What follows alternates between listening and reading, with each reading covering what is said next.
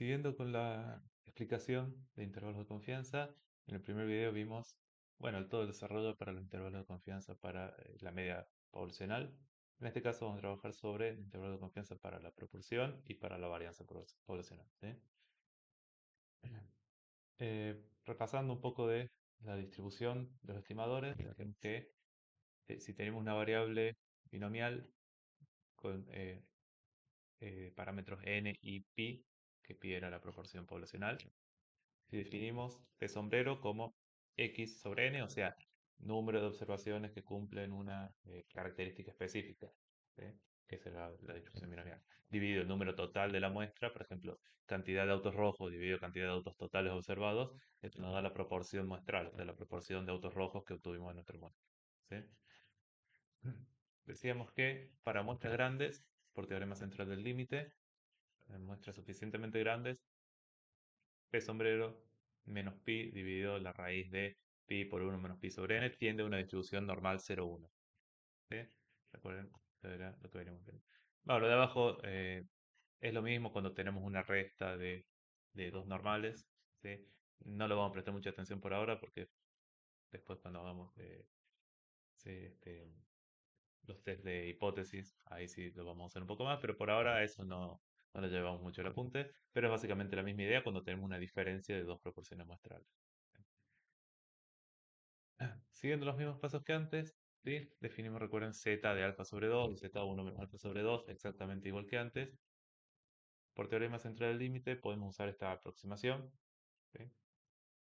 Que la probabilidad de que, bueno, p sombrero menos pi sobre raíz de pi por 1 menos pi sobre n, la probabilidad que esté entre z de alfa sobre 2 y z de 1 menos alfa sobre 2 también tiene que ser igual a 1 menos alfa, exactamente igual que como tenemos con la media. Y si despejamos, bueno, el pi, ese que tenemos en el numerador, lo que nos va a quedar es algo muy similar a lo que usábamos en el intervalo de confianza de la media, que podríamos reexpresar, ¿sí? Esa probabilidad como p sombrero menos z de 1 menos alfa sobre 2 por raíz de pi 1 menos pi sobre n, ¿sí? Y p sombrero más z de 1 menos alfa sobre 2 raíz de pi por 1 menos pi sobre n. Y la probabilidad de que eso ocurra sería 1 menos alfa. El problema que tenemos acá, ¿sí? Es que nosotros queremos estimar pi, pero pi también aparece en los dos límites del intervalo, ¿sí? En la raíz de pi por 1 menos pi y raíz de pi por 1 menos pi. Entonces lo que vamos a hacer para poder armar un intervalo y poder hacer esto, ¿sí? Es reemplazar esos pi en la raíz por el p sombrero, que es el que nosotros conocemos a partir de la muestra. Entonces, los intervalos de confianza para la proporción poblacional pi a un nivel de confianza de 1 menos alfa viene dado, muy parecido al de la media, por esta fórmula. P sombrero menos Z por la raíz de P sombrero por 1 menos P sombrero sobre N y P sombrero más Z de 1 menos alfa sobre 2 por raíz de P sombrero por 1 menos P sombrero sobre N. Es muy parecida a la media, de hecho lo que estamos haciendo es la media de una variable Bernoulli, ¿sí? Eso es lo que estamos tomando básicamente acá. Entonces, eh, trabajamos todo muy parecido tal como hacemos antes y esta es la fórmula principal que vamos a tener que memorizar en este caso. Se ve un poco más complejo, pero es prácticamente lo mismo. ¿Sí? Y también vamos a introducir el concepto este que teníamos de el error de muestreo. ¿Sí? Pero en este caso en vez de ser z por sigma sobre la raíz de n, va a ser z por la raíz de pi por 1 menos pi sobre n. Ese sería el error muestral poblacional. Pero bueno, si nosotros tuviéramos una estimación del error muestral, sería z por la raíz de p sombrero por 1 menos p sombrero sobre n. ¿Sí? Ese sería el error muestral que nosotros vamos a tener en este caso. En base a eso vamos a trabajar todo muy similar a como lo venimos trabajando, ¿sí? Este, en el caso de la media. Bueno, este es el intervalo de confianza si yo tengo la diferencia de dos proporciones poblacionales. La idea es la misma. P1 sombrero menos P2 sombrero más menos, ¿sí? Z por la raíz de la suma de las variables. ¿Bien? Por ahora esto no le prestamos mucha atención, después sí lo podemos llegar a necesitar en este tipo de cosas. Entonces eso básicamente para la proporción, lo trabajamos como si fuera prácticamente una media. Siempre usamos la distribución Z, recuerden, si la normal 0,1, nunca la t-student para la proporción.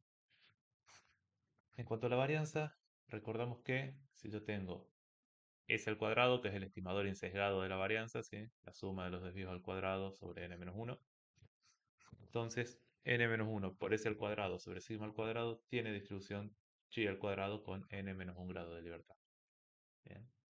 Por otro lado, si tengo S1 y S2 al cuadrado, que son dos estimadores, ¿sí? De dos poblaciones, cuya varianza es sigma 1 al cuadrado y sigma 2 al cuadrado, recuerden que el cociente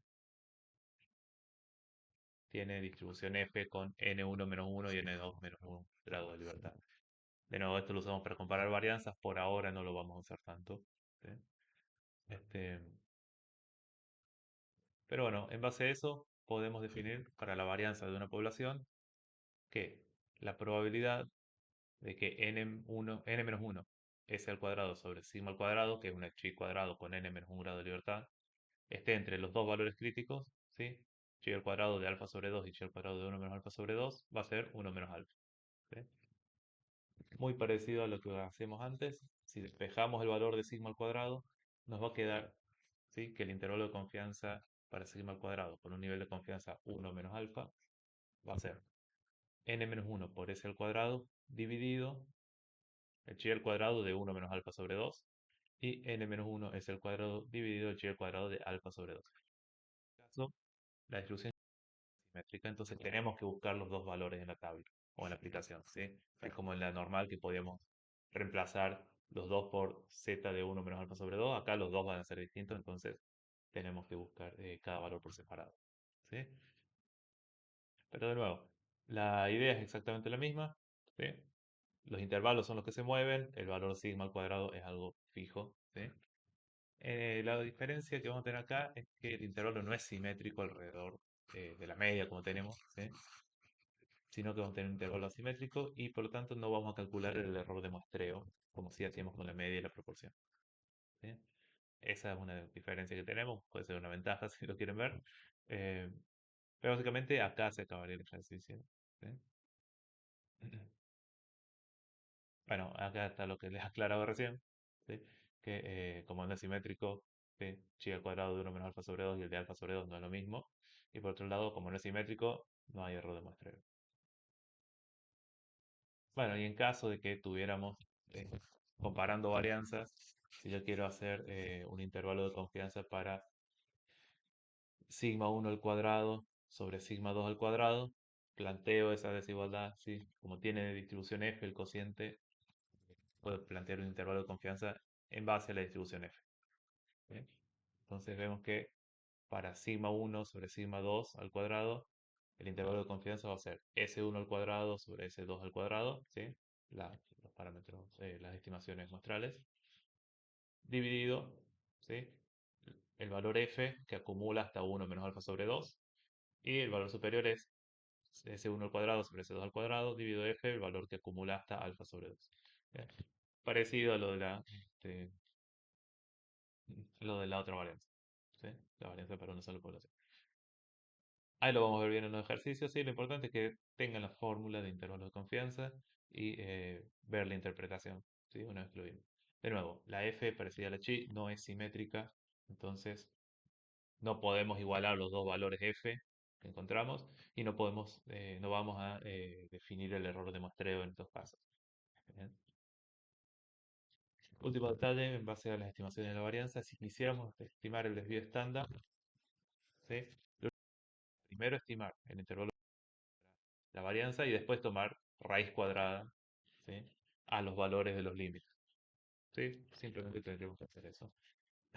Pero eso no tiene ninguna otra novedad en este caso, ¿sí?